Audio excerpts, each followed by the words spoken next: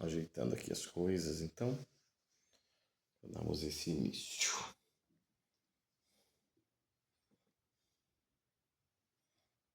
Boa noite, então, pessoal. Dando início, então, a esse material, o nosso primeiro episódio, primeiro dia, né? Espero que fique bem claro, bem audível aí tanto o áudio quanto o vídeo, para que a gente possa ter uma clareza, né, de entendimento daquilo que nós vamos falar. Nosso material de estudo principal está aqui, né? Opa, deixa eu virar. Está aqui, para quem estiver vendo no vídeo, a Bíblia Sagrada, Traduções SBB, que traz a tradução brasileira, né, nossa primeira base de tradução de texto, depois a Almeida Revista e Corrigida, a Almeida Revista Atualizada, a Nova Almeida Atualizada e a nova tradução da linguagem de hoje, né, que é a NTLH, RC, RA, NAA e TB, as siglas, né, dessas traduções. A ideia aqui é nós termos uma noção das decisões do texto e das variantes de texto e de traduções e fazermos uma leitura bíblica dentro de todas essas variantes e entendermos pelo contexto qual seria a melhor, né, a melhor decisão a ser tomada sobre o texto, o melhor texto para cada capítulo, para cada versículo. E acredito que isso seja uma ótima ferramenta para a gente trabalhar o texto de maneira mais simples, mas também entendendo aquilo que o texto quer dizer e por que aquelas decisões de tradução foram tomadas. Para nós termos uma noção, eu vou abrir um texto que eu considero o texto-chave das traduções hoje, para nós comentarmos rapidamente sobre cada tradução e a utilidade dessas traduções, né, que a gente precisa entender e as decisões tomadas. Esse texto ele está em Eclesiastes, né, capítulo 8 e versículo 8, que para mim eu considero, né, já há muitos anos, um texto que ele nos dá a base da chave das traduções, das decisões tomadas, né? Então, minha Bíblia ainda está nova, né? Que ela acabou de chegar, então ela está com as páginas todas coladinhas ainda. E aí eu vou achar aqui o texto para que a gente possa fazer um comparativo, certo? E, na verdade, esse texto de Eclesiastes 8:8, ele me acompanha há muito tempo. E eu digo que ele é chave para as traduções porque cada texto, cada um dos textos, cada uma das traduções bíblicas que nós temos no português tomou uma decisão diferente em relação a ele. Para quem não conhece a Bíblia NA, a Bíblia das traduções, no vídeo eu mostro, né, que ela tem as colunas, ó. Cada coluna é uma tradução e embaixo uma última tradução, né, que é a nova tradução da linguagem de hoje. E é dividido em colunas, então você tem na mesma página todas as possibilidades de leitura, né? Então, Eclesiastes capítulo 8 e versículo 8 nos traz um texto que eu particularmente gosto muito da diferença de tradução que ele traz de cada uma das versões. E até para a gente entender bem as decisões que cada versão toma, né? Então, assim, a tradução brasileira, a primeira tradução que nós tivemos no Brasil, tá? A tradução brasileira, hoje, para a gente entender, nós vamos trazer esse panorama. A tradução brasileira é o primeiro texto traduzido do chamado Textus Receptus. Foi quando a Vulgata da Latina ela foi traduzida, principalmente por João Ferreira de Almeida no Brasil, e para todos os outros, as outras línguas foi traduzida cada uma do latim para o seu povo. Vulgata Latina traduzida para o seu povo. Então ela é considerada Textus Receptus, porque é um texto que ele vem sequente, né? É um texto que foi trabalhado da Septuaginta, né? Do grego para o latim, do latim para o português. Então nós entendemos que a tradução mais nova, isso é uma coisa curiosa, né? É a tradução mais antiga, porque a partir dos manuscritos de Qumran, e eu não vou corrigir, tá? Mesmo que a gente gagueje, a ideia é simples mesmo. Nós tivemos uma nova tradução dos textos que é chamada Revista Atualizada, é o comparativo dos textos que foram encontrados nos manuscritos do Mar Morto. E a partir de então nós tivemos uma releitura das traduções, baseado no texto mais antigo que foi encontrado. E não houveram modificações estruturais na palavra a partir de um texto para o outro, mas houveram modificações importantes na questão da linguagem do texto. E com o tempo também se tomou uma decisão que não é uma decisão apenas de tradução fiel, que a tradução fiel, muitas vezes ela perde um pouco do sentido da língua que a recebe. Porque no grego nós temos uma outra estrutura de texto, no hebraico nós temos outra estrutura de texto. Quando nós vamos falar para o português, nós precisamos entender que do grego, por exemplo, a base é como o inglês, que inverte ali o verbo e o substantivo, né? E então a tradução para o português precisa realmente de algumas modificações para que a gente entenda melhor, certo? Eclesiastes capítulo 8, versículo 8 na tradução brasileira. Não há nenhum homem que tenha domínio sobre o espírito para o reter, nem tampouco tem ele poder sobre o dia da morte, nem nessa guerra há licença para se ausentar, e nem a perversidade levará aquele que a ela está entregue. É muito interessante esse texto, porque a versão revista e corrigida, né, ela já vai dizer um pouquinho diferente. Nenhum homem há que tenha domínio sobre o espírito para reter o espírito.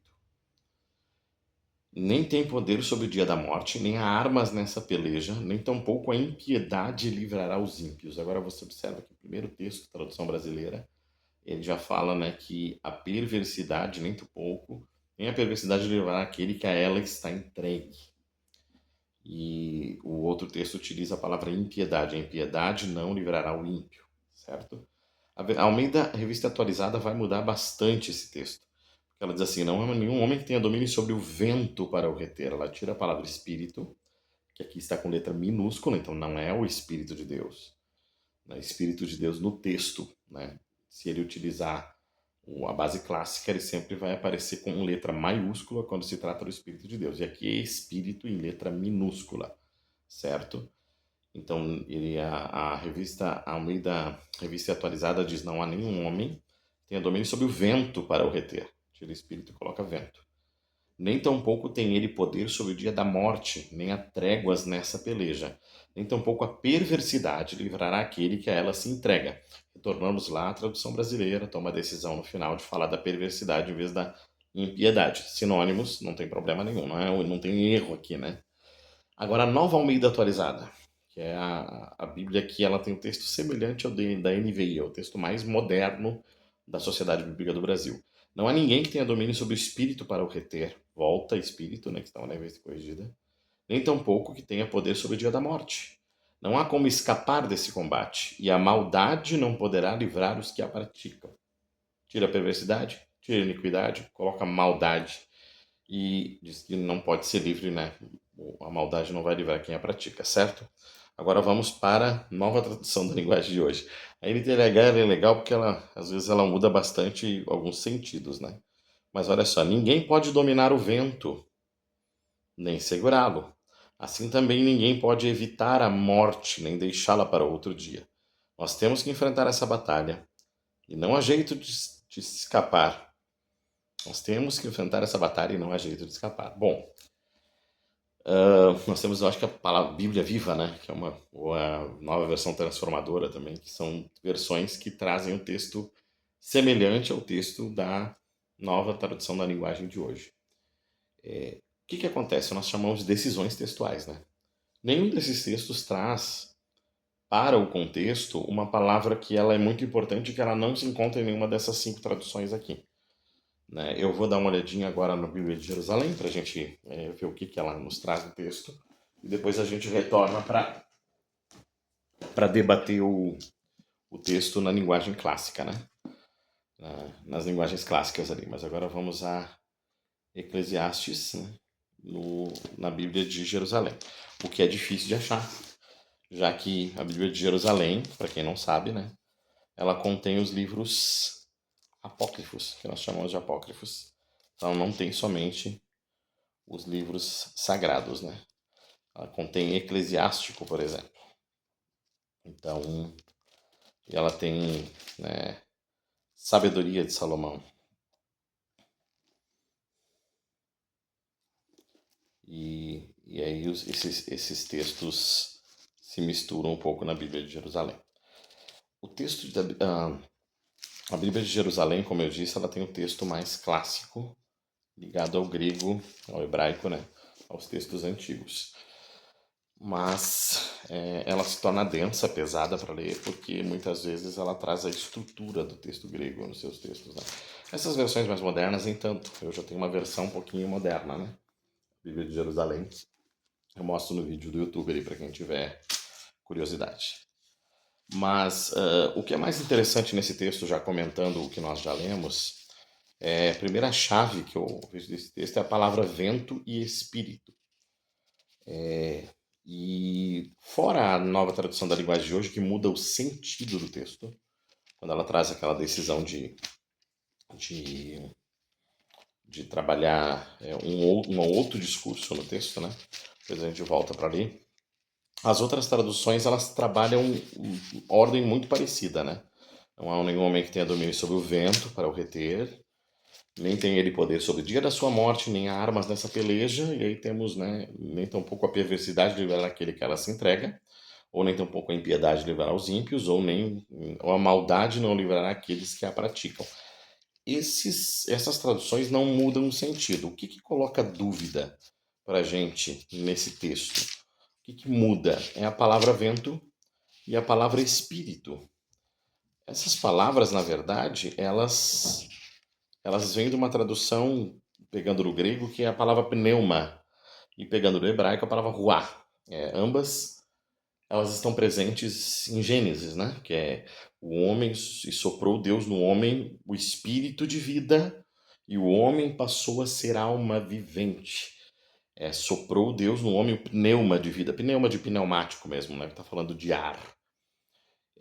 Então nós temos uma tradução que é muito mais, digamos assim, muito mais explicativa quando se trata desse texto, para que a gente entenda como funciona a exegese, né? É importante. Olha como diz, por exemplo, que fica mais próximo do original a Bíblia de Jerusalém, Eclesiastes 8:8, lembrando, né?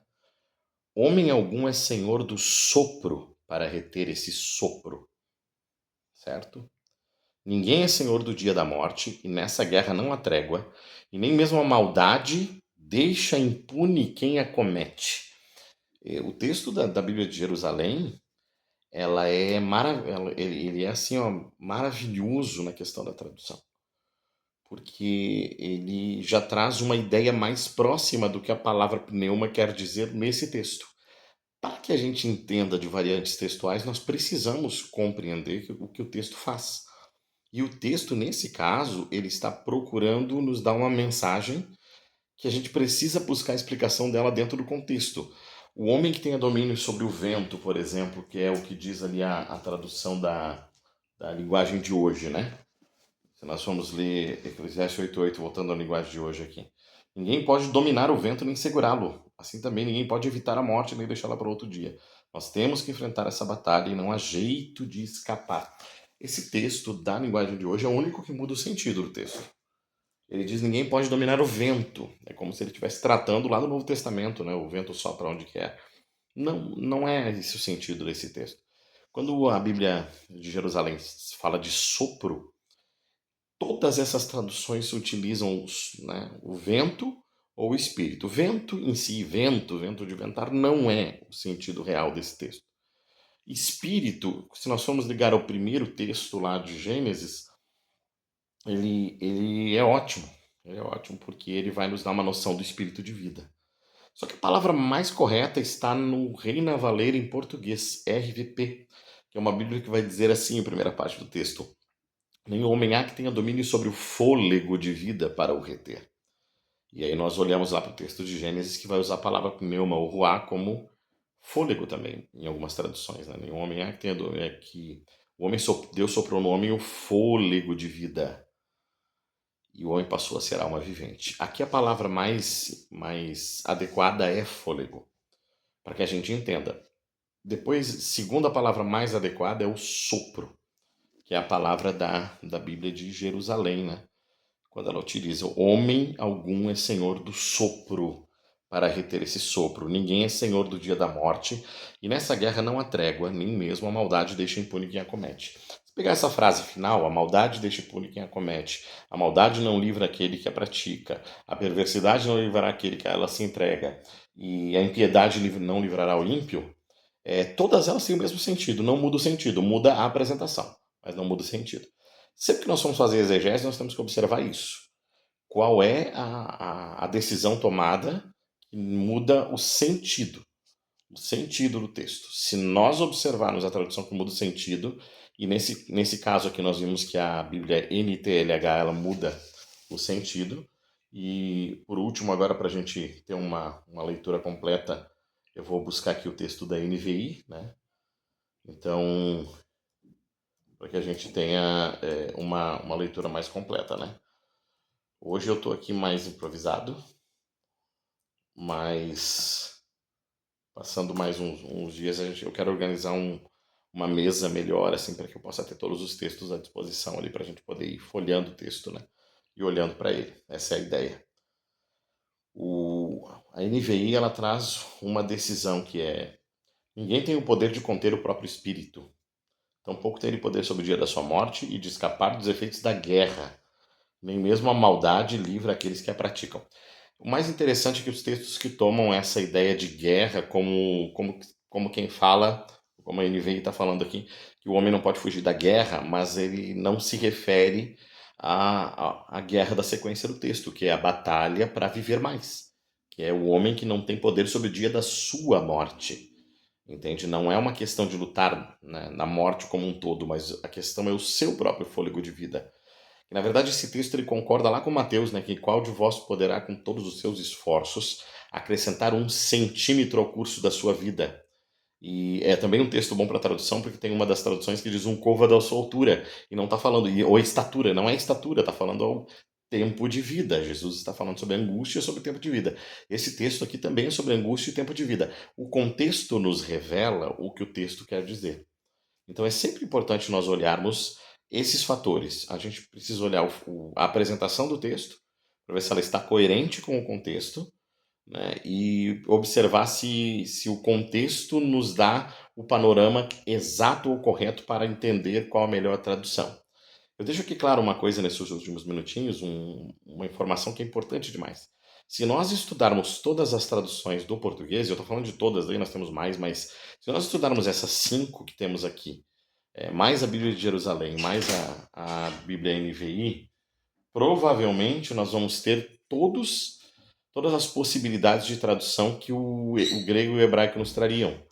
Então, eu considero particularmente que grego e hebraico são importantes, é bom se a gente puder estudar, mas se nós pegarmos todas as traduções que temos no português e fizermos um comparativo entre elas, nós vamos conseguir chegar ao mais próximo do sentido da intenção original, que é isso que a exegese nos desafia. O desafio da exegese é considerar a intenção original. Quando nós entendemos a intenção, nós temos que descartar aquilo que não faz sentido no texto.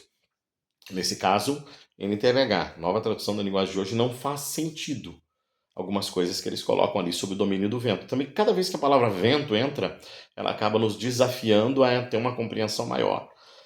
Então, nós precisamos entender que o sentido desse texto está falando de fôlego de vida e que o restante dele está falando sobre, o meio do texto está falando sobre lutar pela própria vida, que o final desse texto diz que nós não temos como vencer essa batalha para aumentar o nosso tempo de vida, porque nós não temos domínio sobre o nosso próprio fôlego. Esse texto é um texto que fala da soberania de Deus sobre o tempo de vida. E esse é o contexto dele. Se nós nos basearmos nesse contexto, a gente entende qual é a melhor palavra. Entre sopro, fôlego, né? Eu colocaria primeiramente fôlego, depois sopro, depois espírito, desde que se interprete como espírito de vida e nunca como espírito de Deus. E por fim, se nós entendermos esse texto dessa forma, né, vento é uma palavra que talvez a gente vai descartar dessa possibilidade. Um beijo no coração. Eu disse que ia tentar ficar dentro de 20 minutos, né? Sempre nós queremos ter um material de 20 minutos por dia. Talvez algum dia a gente tenha que interromper um pouquinho para não passar desse tempo. Agora vocês podem ouvir esses 20 minutos a qualquer horário do dia. Quem quiser comentar, perguntar, fique à vontade, tá bom? E esse é o panorama do dia. Hoje é o panorama.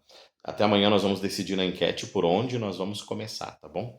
Então aquele que não votou na enquete no grupo aí, vote, para que a gente possa iniciar ou pelo Novo Testamento, ou pelo Velho, ou iniciar intercalado, que é estudando um capítulo do Antigo, 2 capítulos do Antigo e um capítulo do Novo, para terminarmos a Bíblia toda nesse período que nós vamos estar estudando, tá bom? Um beijo, Deus abençoe, foi um prazer estar com vocês hoje e obrigado por todos aqueles que estão no grupo com a gente, tá bom?